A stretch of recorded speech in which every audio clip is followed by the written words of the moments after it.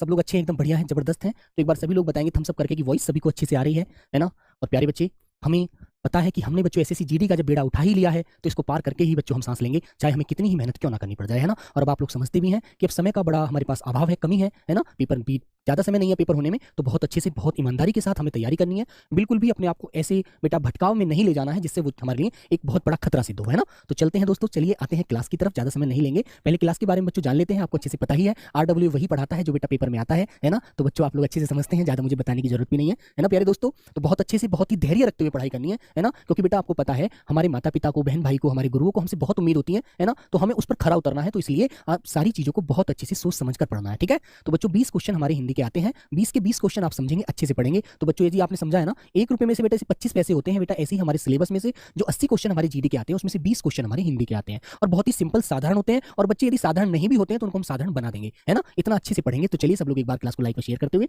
जुड़ जाते हैं। तो आइए बच्चों, सारी चीजें मैं आपको बता देता हूं, कौन सी क्लास आपकी किस समय होने वाली है ना। तो आज आपके प्रैक्टिस सेट का पहला दिन है। तो बच्चों पहली जो क्लास होगी बेटा 2 बजे, ये हमारी हिंदी की क्लास होगी जिसको मैं लूंगा, ठीक है। Very good. फिर प्यारे बच्चे 3 बजे नवीन सर की क्लास होगी आपके लिए जीएस के लिए, ठीक है दोस्तों, क्लियर। फिर प्यारे बच्चे तीसरी जो क्लास होगी 4 बजे होगी आपकी दीपक भाटी सर के द्वारा, ठीक है मेरे प्यारे बच्चों। और बेटा जो बुक पढ़ाएंगे, बुक के लिए सर ने भी आपको बताया था कि राहुल तेवतिया सर शायद बुक कराएंगे आपको जीडी वाली, है ना, वो आपको पता चल जाएगा। और बेटा 5 बजे आपके लिए रीजनिंग की क्लास होगी राहुल सर के द्वारा, ठीक है। तो ये आपका क्लास का टाइमिंग होगी। 2 बजे से 3 बजे तक हिंदी की क्लास का टाइमिंग है, 3 से 4 बच्चों नवीन सर की जीएस का टाइमिंग है, और बच्चों 4 से 5 आपकी मैथ की क्लास की टाइमिंग का समय है, और 5 से बेटा आपका राहुल शर्मा सर की क्लास का समय होगा, है ना। बहुत अच्छे से आपको पढ़ना है, बहुत धैर्य से। तो चलिए बच्चों, एक बार माँ सरस्वती को सब लोग प्रणाम करेंगे, और बहुत अच्छे से अपने अंदर जो आपने सोच बनाई हुई है कि इस बार यदि हमने इस बेड़े को उठाया है तो दोस्त हमें ये उम्मीद कायम रखनी है कि इसको पार भी लेकर जाएंगे, और एसएससी जीडी की बेटा वर्दी जरूर पहनेंगे, जिस बच्चे की जो स्वेच्छा है, जो इच्छा है, उसको प्राप्त करके रहेंगे, है ना। तो चलिए दोस्तों, तो माँ सरस्वती को वंदना, हम माँ शारदे को नमस्कार करते हैं, है ना। आइएगा।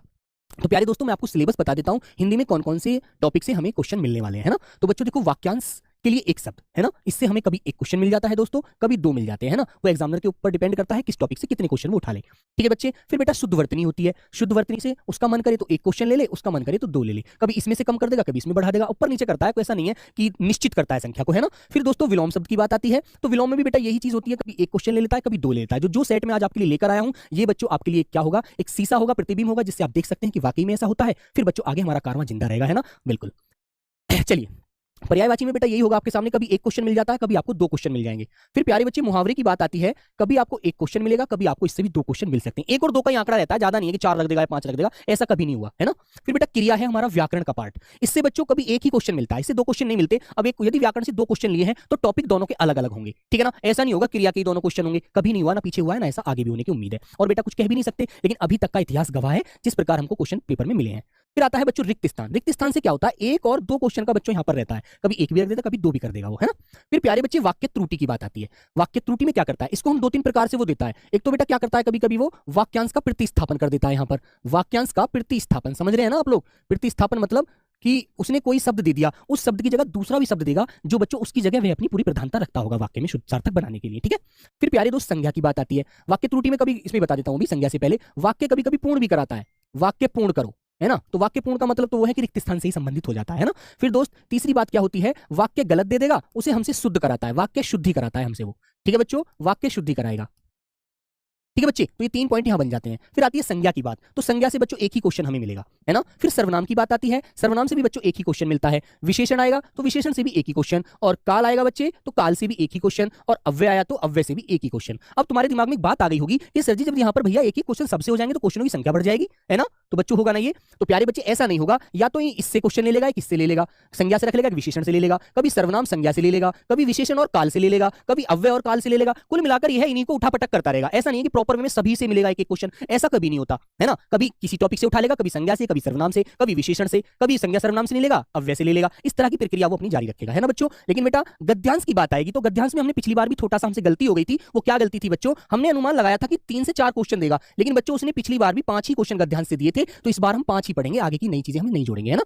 और बच्चों एक बात मुझे और बतानी है, कुछ बच्चों का बड़ी शिकायत होती है मुझसे, और भी क्लासों में शिकायत रहती है कि सर जी संधि तत्सम तद्भव से भी क्वेश्चन करा दो। तो बेटा वो आपको मॉक टेस्ट में जो मिल रहे हैं ना, मॉक टेस्ट में जो प्यारे बच्चे आपको दिए जा रहे हैं, वो इसीलिए दिए जा रहे हैं ताकि कभी हो सकता है वो संधि से 1 आध क्वेश्चन उठा ले तो आप अच्छे से उसे कर पाए, है ना। और मैं भी आपको जो प्रैक्टिस कराऊंगा तो 1-2 क्वेश्चन उसमें ले आया करूंगा ताकि आपको कोई दिक्कत ना हो, ठीक है मेरे बच्चे। जो प्यारे बच्चे स्क्रीनशॉट लेना चाहते हैं वो ले सकते हैं। और बेटा एक बात और याद रखना, इसमें कुल मिलाकर के आपको 20 प्रश्न आपको हिंदी के मिलेंगे, बस 20 प्रश्न होंगे बेटा आपके, 20 प्रश्न, है ना। पूरे 20 प्रश्न आपके हिंदी के आएंगे, 20 मैथ के, 20 हिंदी के, 20 जीएस के और 20 रीजनिंग के, कुल मिलाकर टोटल 80 क्वेश्चन का पेपर होगा, है ना। चलो तो एक बार स्क्रीनशॉट सब ले लीजिएगा, फिर आगे चलते हैं।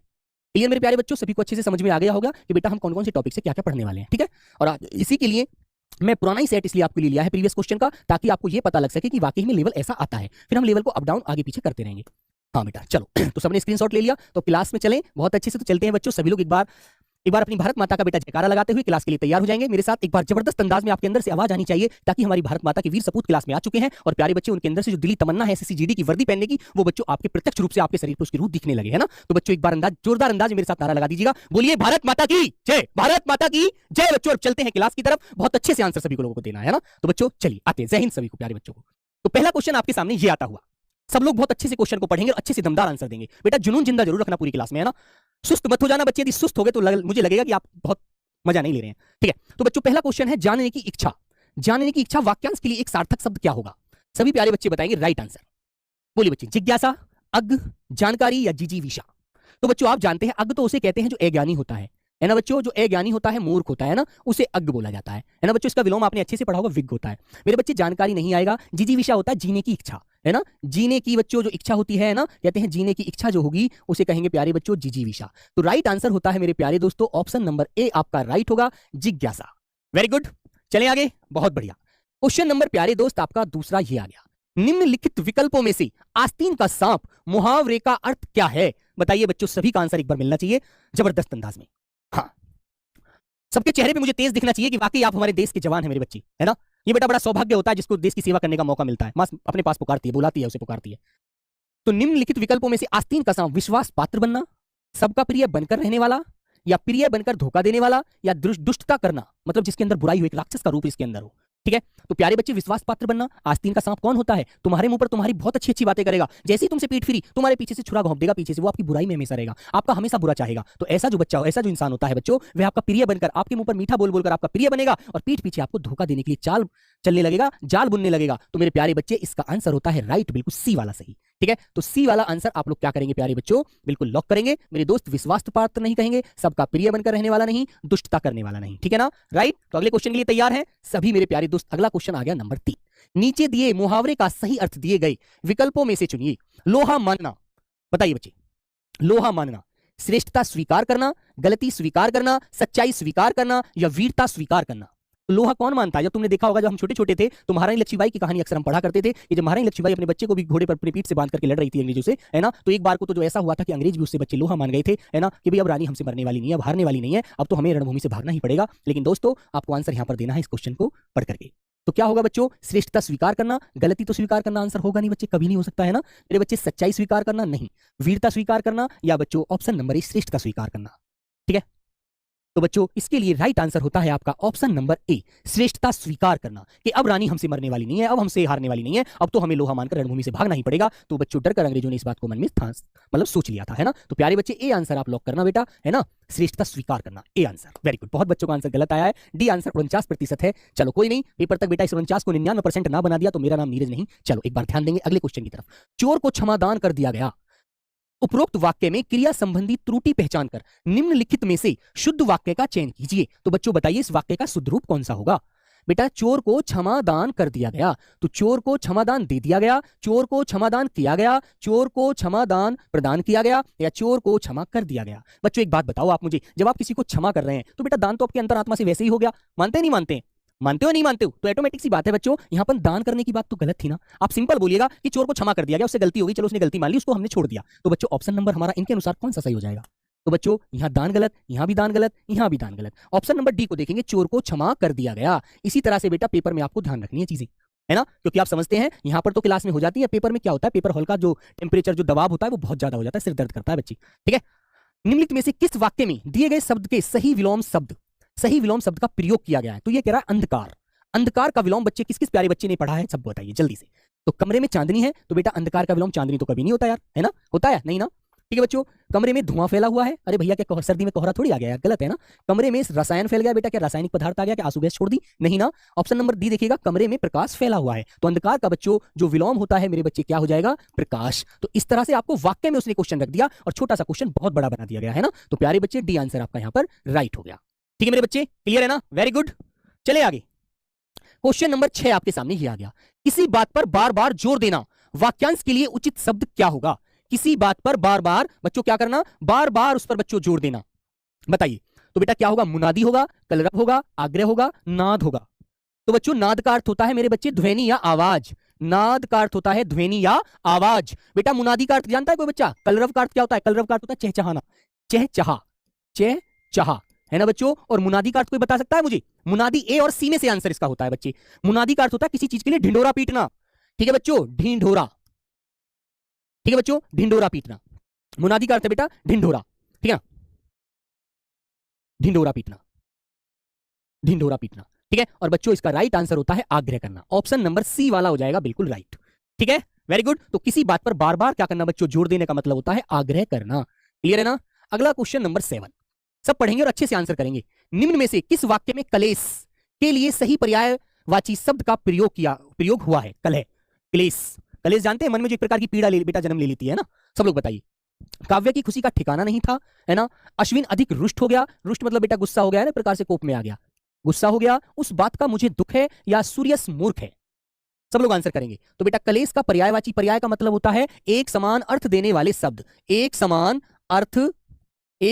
अर्थ देने वाले शब्द जो होते हैं बच्चों, अर्थ देने वाले शब्द जो होते हैं वो क्या होते हैं मेरे प्यारे बच्चे? वो प्यारे बच्चे पर्याय होते हैं, याद रखना, ठीक है ना। जैसे पानी को आप नीर भी कहते हैं, तोई भी कहते हैं, वारी भी कहते हैं, अंबु भी कहते हैं, मेघपुष्प भी कहते हैं, सलील भी कहते हैं। तो कलेश का अर्थ बेटा यहाँ पर क्या कहलाएगा? दुख कहलाएगा, है ना। तो ऑप्शन नंबर सी आपका प्यारे बच्चों बिल्कुल राइट आंसर होता है। बता दोगे ना, कलेश तभी तो होता है जब मन में दुख होता है, मन में पीड़ा होती है, परेशान होता है बच्चा, सोच सोच कर यार इतनी मेहनत की थी, तब भी एक नंबर कम रह गया, वरना सबसे टॉप रैंक होती, एक रैंक आती है ना बच्चों।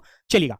और प्यारे बच्चे आपको पता है, इतिहास गवाह है, आरडब्ल्यू ही फर्स्ट रैंक निकाली थी बेटा, इस बार भी मुझे वो तुम्ही में से वो कोई छुपा हुआ, है ना बच्चों, छिपा हुआ सितारा नजर आ रहा है जो तुम्ही में से फर्स्ट रैंक निकालकर इस बार भी देगा आरडब्ल्यू को, ठीक है। चलो, बाढ़ के कारण जान माल की भारी डैश हो चुकी थी, बीते हुए समय की बात कर रहा है बच्चों। तुम्ही में से वो सितारा निकलेगा दोस्तों जो एक बनकर चमकेगा पहला, ठीक है। हाँ, लड़की और लड़का बेटा पहली बार आपको पता है, लड़की भी पहली हमारी ही थी और लड़का भी पहला हमारी रैंक से, हमारे यहीं से फर्स्ट रैंक निकाली थी, है ना, बिल्कुल।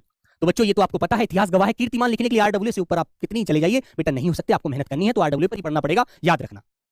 चलो, बाढ़ के कारण जान माल की भारी डैश हो चुकी थी, बेटा क्या हुई थी? उगाही। उगाही को क्या बेटा हमने पैसे बांटे जो उगाही करेंगे हम लोग? नहीं ना, गलत। रंजिश, रंजिश को क्या बच्चे हमारी दुश्मनी हो गई थी? नहीं ना, रंजिश तो तब होती है जब हमारी दुश्मनी हो गई हो, किसी से हमारे शत्रु बहुत सारे हो गए हो, या नहीं ना बच्चों। तबाही या विनाशशीलता, विनाश लीला, तो बच्चों विनाश लीला भी यहां पर आंसर सही नहीं आएगा, ऑप्शन नंबर ए ही आएगा मेरे प्यारे बच्चे, तबाही, ठीक है दोस्त, ऑप्शन नंबर ए को ही लॉक करिएगा, तबाही।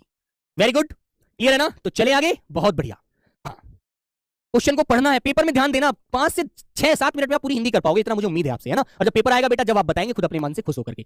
आज मैच देखकर आनंद आ गया, आज मैच देखकर आनंद आ गया मतलब खुश हो गया, मन में एक हर्ष हो गया, है ना, आमोद प्रमोद, एकदम अंदर से एलाद मतलब प्रसन्नता का भाव व्यक्त हो गया, अच्छा मैच हुआ, है ना, इंडिया मैच जीती, अच्छे रन से जीती। उपरोक्त वाक्य में रेखांकित शब्द के उचित पर्यायवाची शब्द का चयन कीजिए। तो बच्चों कर दीजिए, रम्य, मध्वा, शुद्धि या प्रसन्नता।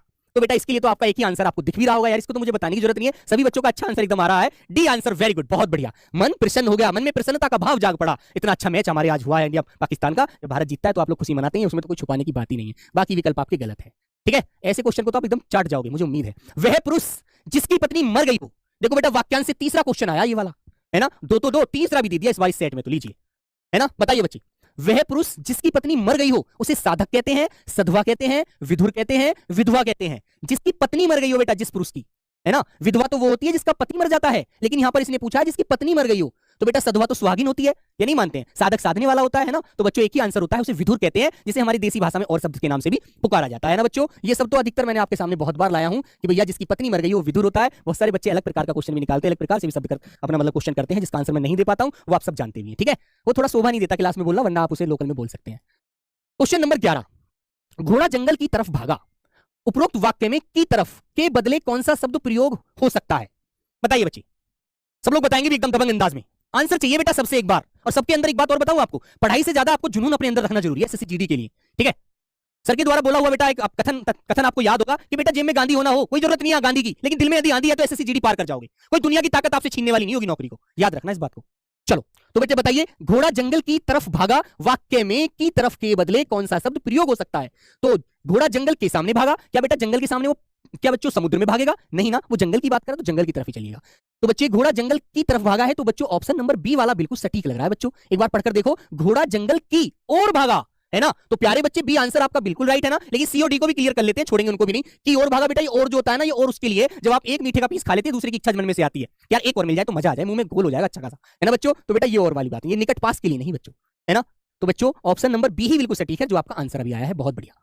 क्वेश्चन नंबर 12 बच्चों आपके सामने, सब लोग बताएंगे भाई। हाँ बताइए बच्चे, निम्नलिखित में से अशुद्ध शब्द पहचाने कौन सा है। बेटा जिसे आप वर्तनी कहते हैं ना सर जी, वर्तनी बहुत ज्यादा गलत होती है। तो बच्चों एक बात मैं हमेशा क्लास में बताता हूं कि बेटा दो भागों में वर्तनी बटी बटी होती है। एक तो होती है अशुद्ध, है ना, इधर तो लिखी होती है अशुद्ध और इधर लिखी होती है मेरे प्यारे बच्चे शुद्ध। तो बच्चों एक बात याद रखना, है ना, एक बड़े भाई के नाते एक बात बताऊंगा आपको, है ना। तो बेटा ये जो अशुद्ध वाली है ना, इस पर कुछ दिन के लिए क्या कर दीजिए, कालस लगा दीजिए बेटा, काली टेप लगा दीजिए। अशुद्ध पेपर तक पढ़ो ही मत यार, अशुद्ध हम जानते नहीं, अशुद्ध है क्या जीवन में, सब कुछ शुद्ध है यार, ये सोचकर पढ़ो। तो बेटा शुद्ध वर्तनी पढ़ना शुरू कर दीजिए। कहने का मेरा मतलब समझ रहे हैं ना, अशुद्ध शब्द को देखना ही नहीं है हमें, जितने भी शब्द पढ़ने हैं सारे शुद्ध पढ़ने हैं भाई, बस शुद्ध पढ़ेंगे बेटा। शुद्ध हमारे शब्द एकदम दिमाग में सेट हो जाएगा ना, तो अशुद्ध नाम की चीज ही खत्म हो जाएगी यार। तो इसलिए अशुद्ध को तो आप खत्म ही कर दीजिए, शुद्ध शब्द पढ़ो बस, शुद्ध शुद्ध शुद्ध शुद्ध, जब तक पेपर हो। उसके बाद भले डिस्कस कर लेना पेपर अपने आप से, ठीक है। चलो तो बच्चों बताइए, अशुद्ध शब्द पूछा है तो बेटा एक बात बताओ, अतिथि में कोई गलती है? कुछ भी गलती नहीं। अतिथि जो हमारे घर रिश्तेदार मेहमान आते हैं, बिल्कुल सही बात है बेटा। अनाधिकार, इसमें एक बच्चा क्या कहता है, हमेशा कहता चला आया है कि सर जी अना लगाइए, अना। बेटा ये अना जो लगा देते हैं ना आप लोग इसके पीछे आ की आवाज, देखो मैं आपको गलत पढ़ाना नहीं चाह रहा, गलत सिर्फ बता रहा हूं, इसलिए मैंने मना भी किया, गलत आपको पढ़ना ही नहीं है, काली टेप लगा दो उस किताब में भी,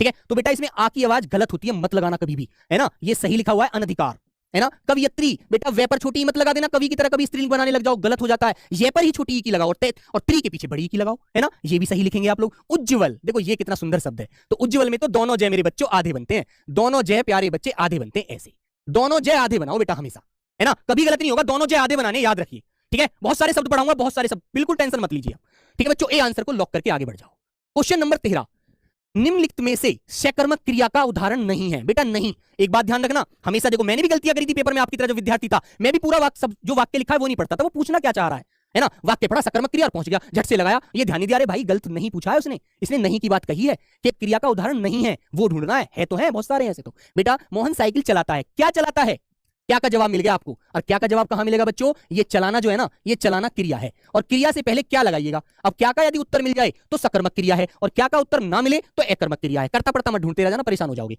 फिर मैंने कहा मोहन दूध पीता है, तो पीना बेटा क्रिया है। अरे भैया क्या पीता है भाई, ये तो बता दो कि सर जी दूध पीता है, तो भैया कर्म है, ठीक है। फिर आगे चलो, बालक दौड़ता है, भैया मैंने कहा दौड़ना तो चलो क्रिया है, लेकिन बच्चे क्या दौड़ता है ये तो बताओ, कि सर जी ये नहीं पता क्या दौड़ता है, सिर्फ दौड़ता है। तो बेटा ये हमारा आंसर हो जाएगा, एकर्मक क्रिया है, कर्म नहीं है।